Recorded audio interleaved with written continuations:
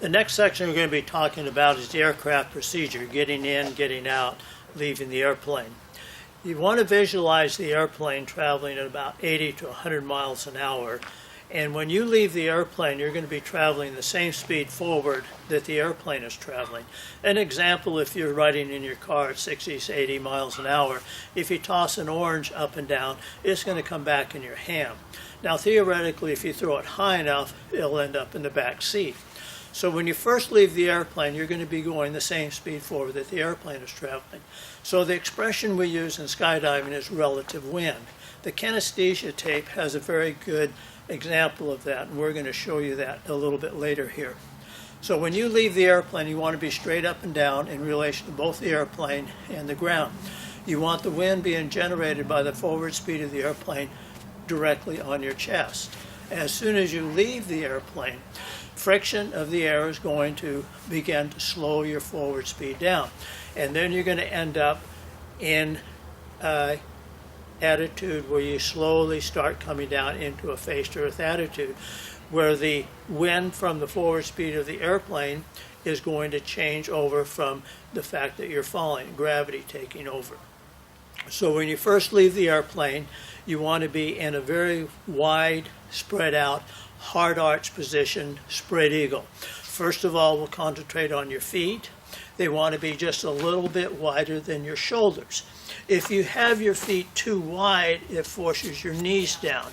So you end up trapping air. It's like laying on a big beach ball. If your feet are too close together, you have a tendency to want to roll like a pencil does. So your feet should be just a little bit wider than your shoulders. Hands and arms should be open and extended straight out from your ears.